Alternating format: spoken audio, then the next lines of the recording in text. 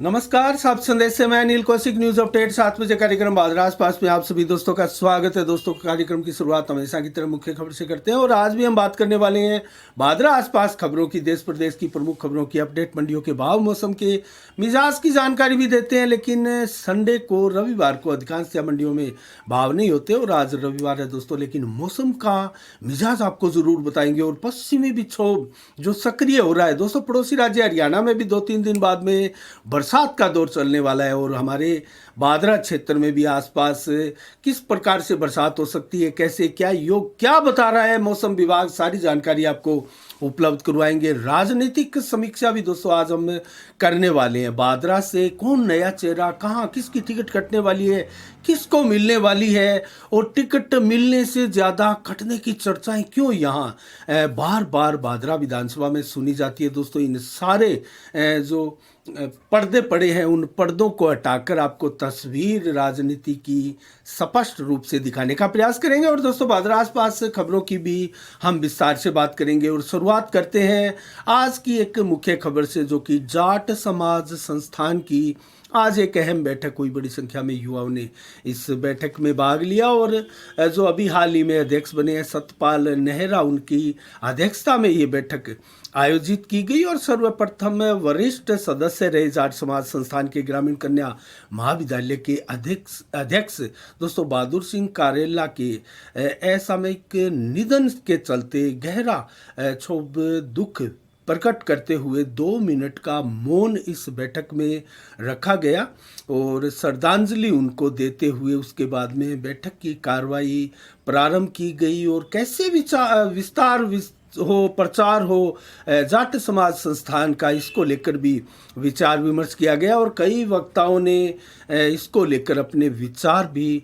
प्रकट किए, जिसमें से संरक्षक बलवंत साहू, जगदीश पुनिया और इसके अलावा दोस्तों भूप सिंह थ्योरी, एडवोकेट राजेंद्र बेनीवाल ने अपने विचार रखे। इस बैठक में दलीप बलोदा, रविंदर मोटसरा, एडवोकेट करण सिंह बेनीवाल और वीर सिंह लोर सहित एडवोकेट देवेंद्र बेनीवाल, भूप सिंह मोहाल, सुनील बेनीवाल, दौलतराम धांधु सहित अनेक युवाओं ने दोस्तों इस बैठक में भाग लिया और कई विषयों पर चर्चा भी की।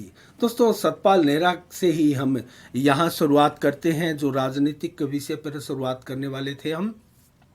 सतपाल नेहरा हाल ही में जाट समाज संस्थान के अध्यक्ष बने हैं। जयदीप डुड्डी के बहुत शानदार ये रणनीतिकार भी माने जाते हैं और जयदीप डुड्डी के 2008 से जब वो विधायक बने, उससे पहले से ही उनके साथ में लगातार रहते रहे हैं। और उनके साथ ही जो सतपाल नेहरा है वो कांग्रेसी माने जाते हैं, लेकिन अब जयदीप डुड्डी भाजपा में आ चुके हैं तो सतपाल नेहरा क्लियर कर चुके हैं कि वो कांग्रेस में ही रहेंगे और ब्लॉक देहात अध्यक्ष भी वर्तमान में उनके पास जिम्मेवारी है और अब वो जाट समाज संस्थान के अध्यक्ष भी बने हैं। तो ऐसे समय में वो अध्यक्ष बने हैं, ये चुनावी साल है और 2023 दिसंबर में इसी वर्ष चुनाव होने वाले हैं राजस्थान विधानसभा के, और कांग्रेस का यहाँ सुपड़ा साफ हो रहा है दोस्तों। कोई बड़ा नेता कांग्रेस की टिकट दौड़ में दिखाई नहीं दे रहा था। ऐसे में एकमात्र दयानंद बेरवाल के अलावा दोस्तों कांग्रेस में यहाँ एक प्रकार से सुन्नपात जैसे आई हुई है।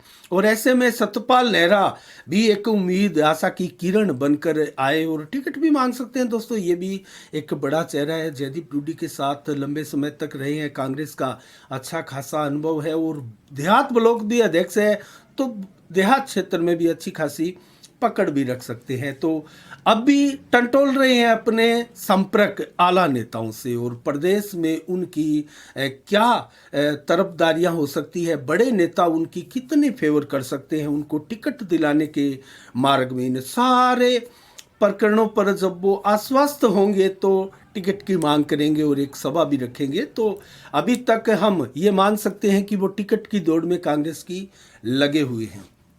इसके बाद में कांग्रेस से ही बात कर लेते हैं दोस्तों। कांग्रेस का खेमा अचानक खाली खाली सा क्यों दिखने लगा, क्योंकि 2 प्रमुख बड़े राजघराने थे यहाँ कांग्रेस का, एक प्रकार से उनमें सहमत का खेल लगातार जारी था। मैं बात कर रहा हूँ दोस्तों पूर्व विधायक डॉक्टर सुरेश चौधरी परिवार की, जो कि पिछले गत चुनाव में ही कांग्रेस की टिकट से 37,000 वोट लेकर भी बादरा में अच्छा खासा प्रदर्शन कर चुके हैं, अपनी जमानत भी बचाई और नंबर 3 पर कांग्रेस रही बेशक, यहाँ माकपा और भाजपा में मुकाबला था। माकपा ने यहाँ 82,204 वोट लेकर विधायक बने हैं कामरेड बलवान पूनिया, और 59,000 के वोट लेकर भाजपा नंबर 2 पर रही है। लेकिन सवाल ये कि कांग्रेस की टिकट की जब रस्साकसी चल रही है, एक दूसरे को सह मात का खेल चल रहा था जयदीप टूडी परिवार में और डॉक्टर सुरेश चौधरी परिवार में, ऐसे में ही एक अपने भाई के लिए राजनीति का बलिदान करते हुए बैक हट जाता है, पीछे हट जाता है डॉक्टर सुरेश चौधरी। एसपी सिंह बढ़िया मैदान में है, अभी पत्ते नहीं खोले, उनका कोई राजनीतिक अनुभव नहीं रहा है।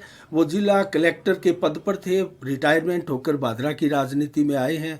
और डॉक्टर सुरेश चौधरी ने दोस्तों अच्छा खासा उनका राजनीतिक कैरियर था, उनकी यहाँ शानदार पेठ थी, प्रत्येक गांव में उनकी शानदार पेठ थी, और उन्होंने ऐसे में अपने भाई के लिए कुर्बानी देते हुए दोस्तों ऐसी मिसाल भी बहुत कम बनती है। और आप देखते होंगे एक ही परिवार में, एक भाजपा में, एक कांग्रेस में, और एक किसी और पार्टी में, एक किसी और पार्टी में, या एक दोनों ही पार्टियों में ऐसे बहुत से नेता हैं जो राजनीति करते हुए आपको दिखाई देंगे। लेकिन डॉक्टर सुरेश चौधरी एक शानदार नेता रहे हैं भादरा के, उनका अच्छा खासा कार्यकाल भी रहा और दबंग नेता के रूप में वो जाने जाते हैं। और शानदार दोस्तों देसी भाषा, मारवाड़ी भाषा में जो सबसे अच्छी शानदार संबोधन कला जो थी, उनकी वक्ता शैली, वो एक नंबर पर और सर्वाधिक चर्चित रहने वाले नेता वो रहे हैं। लेकिन वो त्याग कर चुके हैं, एक प्रकार से पीछे हट चुके हैं। बेशक कांग्रेस की पोस्टें डालते हैं अपनी फेसबुक वाल से,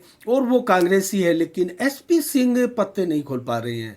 उनका अधिकांशतः मन जो है वो 70-80% मार्ग जैसे उन्होंने तय कर लिया भाजपा की ओर जाने का, लेकिन अभी 20-30% कांग्रेस की तरफ भी उन्होंने अपना विकल्प बनाए रखा है, पत्ते नहीं खोले। और यही एक दुर्भाग्य है उनके समर्थकों का, उनको चाहने वालों का, और डॉक्टर सुरेश चौधरी के भी वोट बैंक का, और इस बढ़िया परिवार के पूरे वोट बैंक का, जो कि बहुत रस्साकसी और एक प्रकार से इस असमंजस में पड़े हैं कि क्या करेंगे हमारे नेता और हमें किस दिशा में जाना होगा। दोस्तों एक भादरा की राजनीति ऐसी है कि 1-2 साल पहले यहाँ चुनाव जैसे तय हो गए हैं, और यहाँ घटनाक्रम शुरू हो जाते हैं, नेताओं की भीड़, नेताओं की सभाएं लगनी शुरू हो जाती हैं, और जनसंपर्क अभियान चुनाव की तरह नुक्कड़ सभाओं के साथ होने लगते हैं। तो एक अलग प्रकार की राजनीति का वजूद रखने वाला यह विधानसभा क्षेत्र भादरा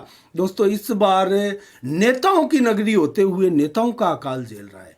ये दोस्तों सुनने में जरूर आपको अजीब लगेगा, क्योंकि राजस्थान में भादरा को नेताओं की नगरी कहते हैं, और ये भी एक प्रकार से भादरा के लिए विख्यात है कि यहाँ गली गली, मोहल्ले मोहल्ले में, गांव गांव में नेता पैदा होते हैं, और ऐसे नेता जो हर चीज पर अड़ जाते हैं, और ऐसे दोस्तों बात करते हैं कि वही विधायक है, उससे बड़ा भादरा में कुछ नहीं है दोस्तों। चाहे उनकी गाड़ी कोई बाजार में रोक ले, वो आड़ी टेढ़ी गाड़ी खड़ी करते हैं, और ट्रैफिक के कर्मी जब रोकते हैं और उनको कागज के लिए पूछते हैं, तो दोस्तों बहुत अजीब सा सवाल मिलता है, जवाब मिलता है, और एक अजीब सी एटीट्यूड के साथ अजीब सा व्यवहार उस ट्रैफिक कर्मियों को यहाँ के लोगों का झेलना पड़ता है, जो कि कहीं ना कहीं नेता होने की भीतर से वो जो जुगत है वो निकालते हुए प्रतीत होंगे। और दोस्तों मैं कहना चाह रहा हूं कि भादरा नेताओं की नगरी होते हुए इस बार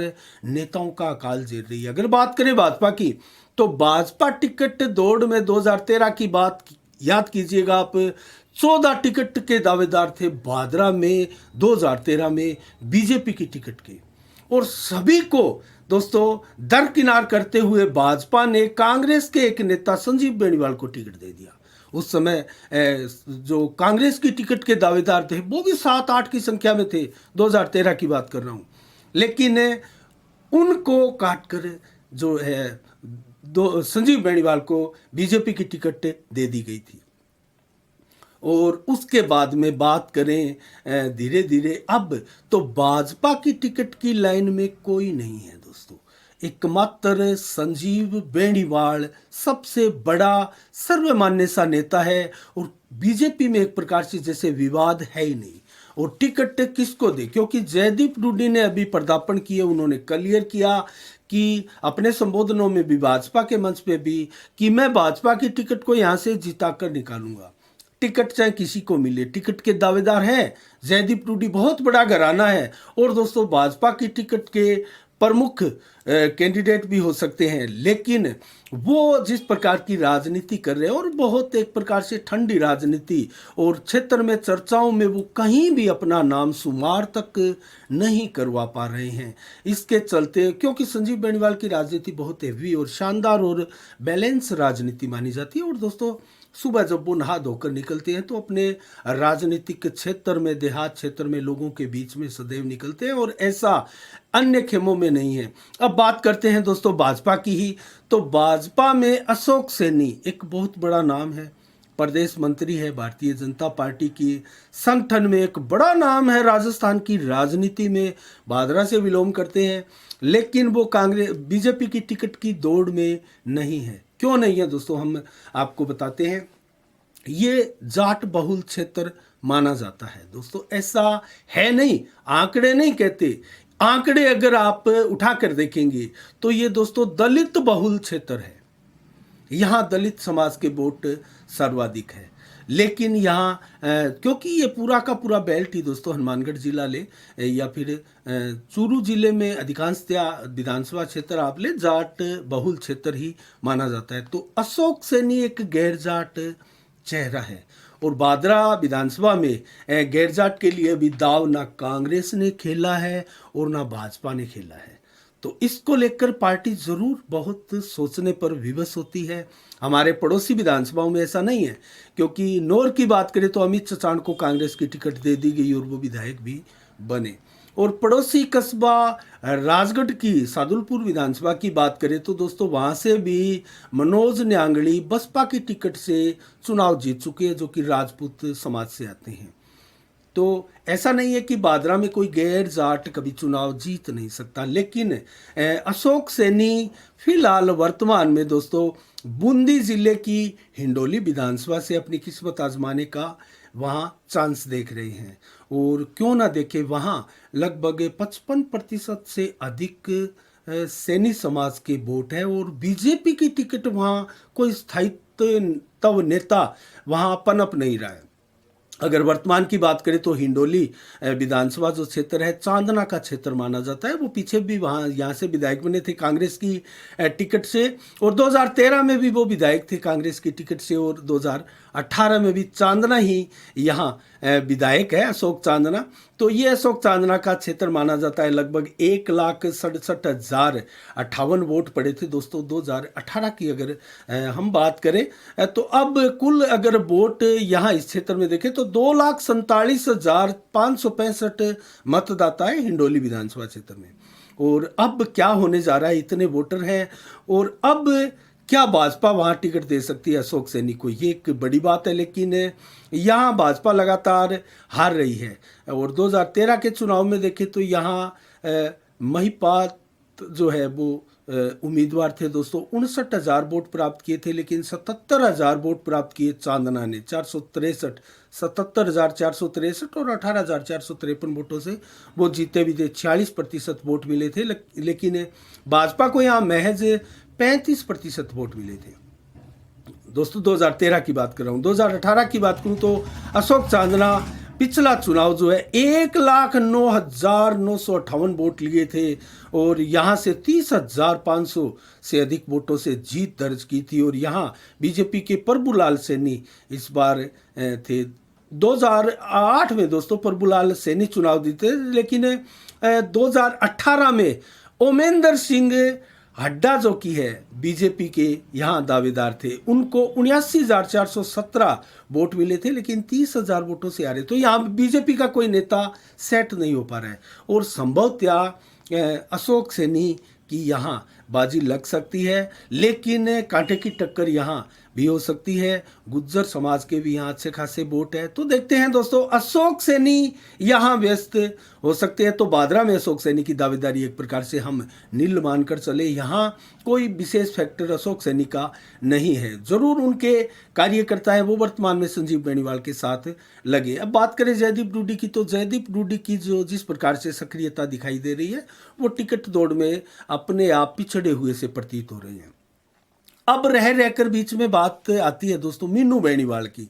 मीनू बेनीवाल का बादरा विधानसभा क्षेत्र नहीं है, वो एलनाबाद विधानसभा क्षेत्र से विलोम करते हैं और वो भाजपा के बहुत बड़े लीडर हैं दोस्तों। जो पड़ोसी अभी जो हरियाणा में चुनाव हुआ था आदमपुर से, और वहाँ उन्होंने भाजपा उम्मीदवार की जमकर मदद भी की थी और जीत कर भी निकाला। तो ऐसा यहाँ भी भूमिका निभा सकते हैं वो, भाजपा की टिकट जिसको मिलेगी उनको हेल्प भी कर सकते हैं। और कुल मिला के देखा जाए तो भाजपा के लिए एक संजीव बेनीवाल ही ले देकर बड़ा चेहरा है, लेकिन कांग्रेस की टिकट में दयानंद बेरवाल, सतपाल नेहरा, शेर सिंह गोस्वामी और एक नाम अगर मैं लूँ तो विक्रम सिंह राठौड़ भी है, संदीप ढूकिया भी है। ये कंडीशन है क्योंकि विक्रम सिंह राठौड़ गैर जाट है, राजपूत वर्ग से आते हैं। संदीप ढूकिया जरूर जाट नेता है, लेकिन वो सचिन पायलट के हाथ में बागडोर होगी तो वो आ सकते हैं। तो ऐसे में कांग्रेस की टिकट मांगने वाले जरूर भाजपा की लाइन से ज़्यादा यहाँ नजर आएंगे। और यहाँ दयानंद बेरवाल एक बड़ा नाम दोस्तों वर्तमान में उभर रहा है, और इसी प्रकार से दयानंद बेरवाल का नाम आगे भी चलता रहा तो वो टिकट की दौड़ में सबको पछाड़ते हुए यहाँ कांग्रेस की टिकट लेकर भी आ सकते हैं, क्योंकि काफ़ी वर्षों से उनकी राजनीति जो है बहुत शानदार और बैलेंस राजनीति है, और एक प्रकार से उनका जो व्यवहार है वो भी सर्वमान्य सा है, और कांग्रेस के जो मतदाता है, कार्यकर्ता है, उन पर विश्वास कर सकते हैं। इस प्रकार का उनका कद और पद भी है। और वर्तमान में किसान कमेटी के जो वो प्रदेश के सचिव महासचिव भी है। तो कुल मिला के दयानंद बेरवाल कांग्रेस में कुछ बड़ा कर सकते हैं, और भी कोई नाम आ सकता है। लेकिन अब हम बात करेंगे दोस्तों न्यूट्रल कोई उम्मीदवारों की, नए चेहरों की। तो नए चेहरे दो, एक तो नया चेहरा सर्वमान्य और आगे भी बढ़ रहा है, किसान नेता की छवि बनाता हुआ भी प्रतीत हो रहा है, वो भी कांग्रेस की टिकट की दौड़ में भी जा सकता है, वो भाजपा की टिकट की दौड़ में भी उनको मान सकते हैं। लेकिन इन दोनों ही टिकटों से दूर उनके जो कार्यकर्ता है, उनके विश्वस्त सूत्रों से अगर हम बात माने तो दोस्तों वो निर्दलीय ही चुनाव लड़ने के ज़्यादा इच्छुक है। मैं बात कर रहा हूँ बजरंग सहारण की दोस्तों, जो युवा नेताओं में सबसे कारगर और प्रभावशाली चेहरा बादरा क्षेत्र में है।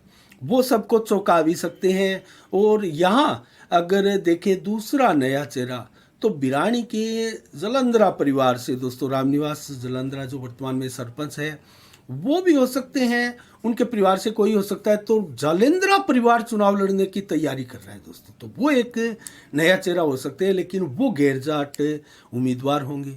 वो कुमार समाज से, और कुमार समाज के आपने यहाँ सुने होंगे 27,000 के करीब से अधिक वोट हैं।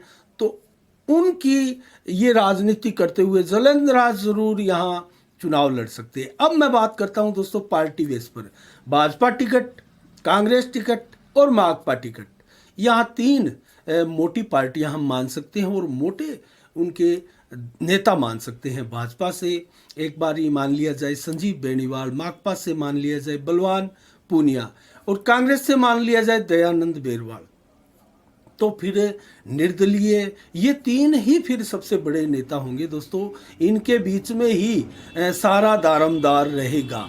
लेकिन टिकटें किसको मिलती है ये एक अलग बात है। मैं तो कयास ही लगा रहा हूं दोस्तों, क्योंकि फिलहाल बड़े नाम यही है, और नाम आएंगे टिकट की दौड़ में। हमने आपको बताया 4-5 नाम है, मैं किसी नाम पर मोहर नहीं लगा रहा हूं, और ये काम हमारा भी नहीं है। लेकिन मान ले अगर ये चेहरे हैं तो दोस्तों प्रमुख रूप से माकपा में टक्कर होगी, भाजपा में टक्कर होगी, और कांग्रेस में टक्कर होगी। ये तीन प्रमुख पार्टियां अपने चेहरों के साथ यहां शीर्ष पर दिखाई दे सकती है।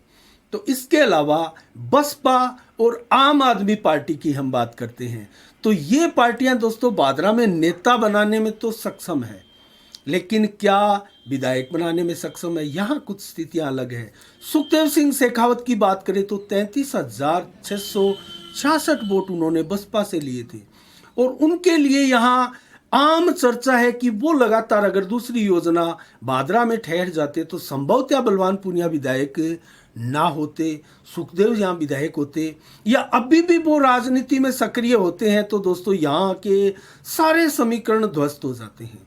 अगर सुखदेव सिंह शेखावत राजनीति में सक्रिय भूमिका निभाए तो दोस्तों यहाँ चुनाव ना करने के बावजूद भी जाट गैर जाट में बंटता हुआ प्रतीत होगा, क्योंकि सुखदेव सिंह शेखावत एक ऐसी शख्सियत बन चुके हैं दोस्तों, वो 24 राज्यों में अपने संगठन की बागडोर संभाले हुए हैं और अपने संगठन राजपूत समाज को, राष्ट्रीय राजपूत करणी सेना को मजबूत करने में लगे हुए हैं। बड़े चेहरे हैं और उनकी सभाओं में लाखों की भीड़ उमड़ती है और ऐसे में वो अगर यहाँ से अपना दम भरते हैं तो दोस्तों निश्चित रूप से यहाँ के सारे समीकरण बदल जाएंगे और वो किसी पार्टी की टिकट लाने में भी सक्षम है दोस्तों। वो कांग्रेस की टिकट लाने में भी सक्षम है, वो कांग्रेस के आला नेताओं के भी करीब है, अशोक गहलोत के भी वो करीब है, वो सचिन पायलट के भी करीब है और वो वसुंधरा राजे के भी करीब है दोस्तों। वो सुखदेव सिंह अगर चाहे तो भादरा की राजनीति में भूचाल आ सकता है, लेकिन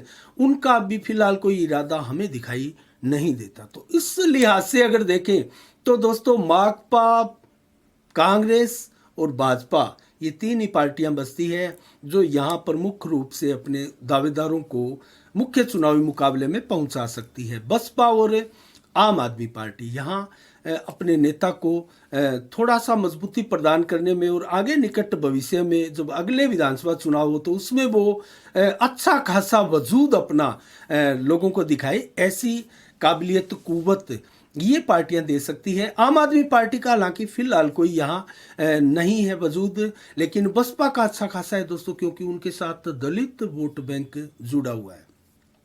बसपा के साथ यहाँ कुछ भी नहीं है, बसपा को यहाँ शून्य से शुरुआत करनी है। लेकिन जिस प्रकार से बसपा ने राष्ट्रीय राजनीति में अपने कदम बढ़ाए हैं और अपनी प्रोग्रेस जो है वो जनता को दिखाई है, उससे लगता है उस पार्टी में अच्छे खासे बनिया वर्ग के वोट और अन्य वोट प्रभावित हो सकते हैं। मुस्लिम वोट भी आम आदमी पार्टी में जा सकते हैं, ऐसी संभावनाएं भी जो भारत की राजनीति में है वो दिखाई भी देती है। तो कुल मिला के देखा जाए तो ये है राजनीतिक परिदृश्य भादरा का, लेकिन आने वाले समय में हमारी नज़रें दोस्तों बनी रहेगी।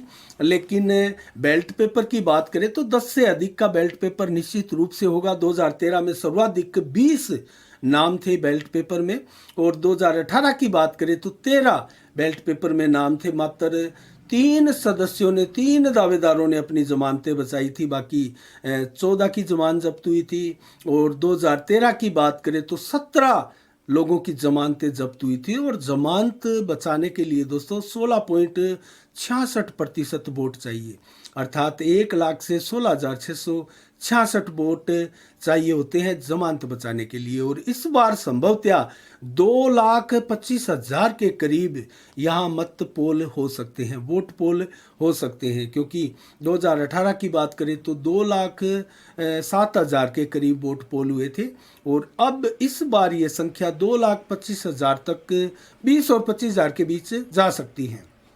ऐसे में जमानत बचाने वाले दावेदार को लगभग करीब 37,000 के करीब वोट चाहिएंगे, जो कि डॉक्टर सुरेश चौधरी को कांग्रेस की टिकट पर गत चुनाव में मिले थे।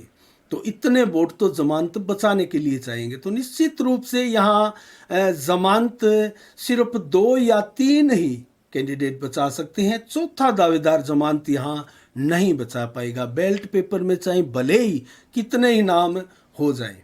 और दोस्तों आज की समीक्षा में इतना ही। अब जल्दी से हम आपको अन्य खबरों की ओर लेकर जाते हैं दोस्तों। श्री राम कथा और गो महिमा श्री श्याम गौशाला जोगीवाला में 7 जनवरी से कल एक विशाल कलश यात्रा के साथ प्रारंभ हुई है और 15 जनवरी तक चलेगी। और गौ कथा का, श्री श्याम कथा का, राम कथा का जो समय है वो 11:15 से 3:15 बजे तक रहेगा। और कथावाचक जो पंडित भिखा राम जी शर्मा के द्वारा ये कथा का वाचन किया जाएगा।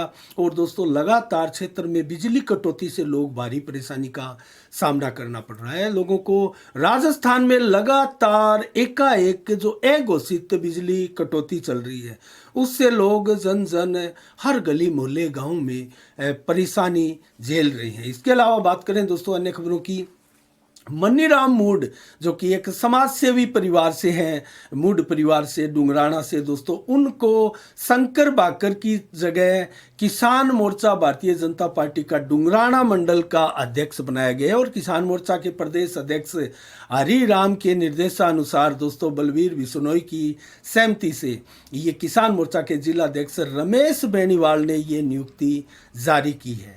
तो इसके अलावा दोस्तों हम बात करें बीमा क्लेम की, तो बीमा क्लेम में भी दोस्तों 200, 300, 250 रुपए का बीमा क्लेम की लोग सोशल मीडिया पर अपनी जो पर्चियां डाल रहे हैं दोस्तों, उनका बीमा क्लेम आए हैं, उनका सबूत डाल रहे हैं। उसको देखकर क्षेत्र में एक प्रकार से हाहाकार मचा है और किसानों के साथ छलावा होने का सा एहसास हो रहा है। और दोस्तों बजरंग साड़ ने तो 24 जनवरी को चक्का जाम डुंगराना में करने की चेतावनी भी दे दी है। और जिस प्रकार से सैटेलाइट आधारित जो फसल बीमा क्लेम है वो ज़्यादा है दोस्तों, उसको लेकर निराशा और किसानों में हताशा है।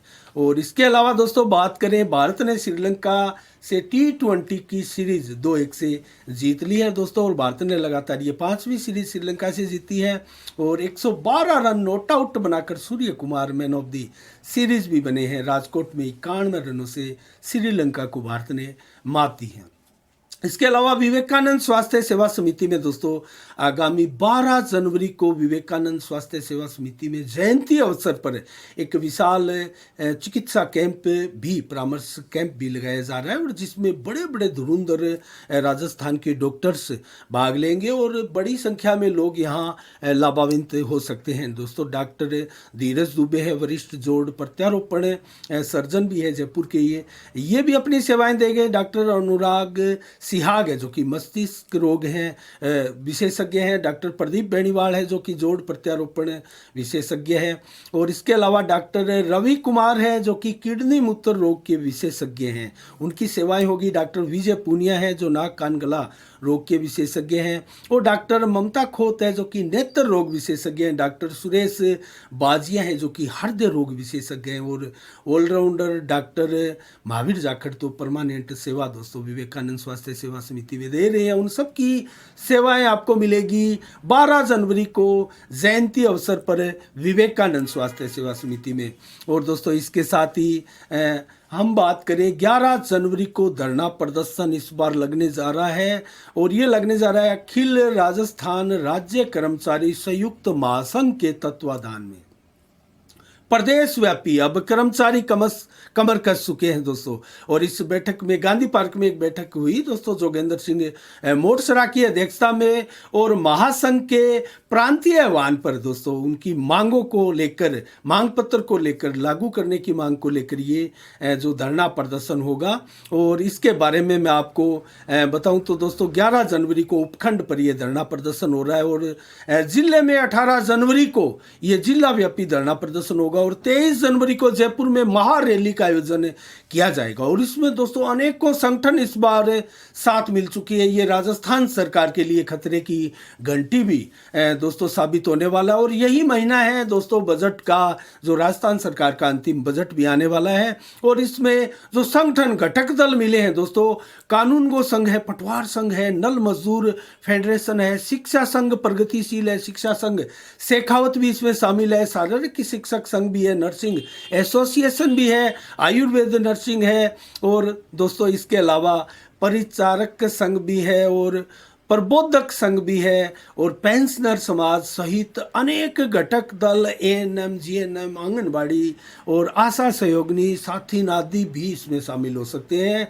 तो आप अंदाज़ा लगा सकते हैं ये किस कदर अब रूप धारण करने वाला है। अखिल राजस्थान राज्य कर्मचारी संयुक्त महासंघ का ये धरना प्रदर्शन और व्यापक जो रैली का अभियान चलाया जा रहा है, महारैली का। तो इसके साथ ही दोस्तों अन्य खबरों की ओर अब रुख करें तो 8 जनवरी को आज क्या विशेष दिवस है। केशव चंद्र सेन व विमल राय पुण्यतिथि के रूप में आज का दिन हम मनाते हैं। दोस्तों केशव चंद्र सेन की पुण्यतिथि 8 जनवरी 1884 को आज ही के दिन उनका निधन हुआ था। उनका जन्म बेशक 19 नवंबर 1830 को हुआ था। दोस्तों बहुत शानदार समाज सुधारक बुद्धिजीवी ये माने जाते हैं। और विमल राय की बात करें तो उनकी पुण्यतिथि भी आज है 1966 को, जो कि फिल्मी दुनिया के बेहतरीन निर्माता निर्देशक ये विमल राय रहे हैं। और दोस्तों बात करें यथार्थवादी समाजवादी फिल्मों के ये जनक है। 2 बीघा जमीन इनकी फिल्म जो 1953 में आई थी, और बंदनी 1963 में, मधुमती 1958 में ये अंतर्राष्ट्रीय पुरस्कार भी जीत चुके हैं और शानदार फिल्मी अभिनेता और दोस्तों निर्माता निर्देशक माने जाते हैं। पहली महिला पायलट सुषमा मुखोपाध्याय का भी निधन 1984 को आज ही के दिन हुआ था। 1984 को किम जोंग जो कि उत्तर कोरिया के किंग है दोस्तों, उनका भी जन्म आज ही के दिन हुआ था। इसके अलावा मौसम का मिजाज आपको बताएं आज की अंतिम कड़ी में। तो दोस्तों 8 जनवरी को आज 15 से 18 डिग्री टेम्परेचर, दिन भर 11 से 14 किलोमीटर की रफ्तार से हवाएं चली। 85% बादल छाए रहे दोस्तों, लेकिन देर शाम को रात्रि को भी 13 से 16 डिग्री टेम्परेचर रहेगा। 11 किलोमीटर की रफ्तार से हवाएं चलेगी, मात्र 10 से 20% ही बादल रहेंगे। लेकिन कल जो 9 जनवरी है दोस्तों, 9 से 14 डिग्री टेम्परेचर, दिन में 16 से 19, दोपहर को 14 से 16, देर शाम को 7 से 11 किलोमीटर की रफ्तार से हवाएं और 100% बादल दिन भर और रात्रि को छाए रहेंगे। ये परिवर्तनशील मेघ और एक प्रकार से पश्चिमी विक्षोभ जो सक्रिय हो रहा है, उसकी बदौलत भादरा में आसपास क्षेत्र में दोस्तों आने वाली 11 जनवरी और 12 जनवरी को बरसात भी होगी, जो अभी कम बताई जा रही है। लेकिन पश्चिमी विक्षोभ जिस प्रकार से ताकत के साथ जो सक्रिय होगा, तो बरसात भी अत्यधिक आने की संभावना इसमें बनती है। और पड़ोसी राज्य हरियाणा की बात करें तो 3 दिन बाद में वहाँ भी ज़बरदस्त पश्चिमी विक्षोभ सक्रिय हो रहा है, तो वहाँ भी जो बरसात हो सकती है। और दोस्तों लगातार राजस्थान में जो है ठंड की मार पड़ रही है और डिग्री 2-3 शहरों में लगातार -डिग्री टेम्परेचर भी जा रहा है। और जोबनेर में आज कल भी -2.5 डिग्री था, जबकि फतेहपुर में -1.8 डिग्री और चूरू में 0 डिग्री टेम्परेचर रहा। तो दोस्तों कुल मिला के राजस्थान ठंडा प्रदेश लगातार बना हुआ है।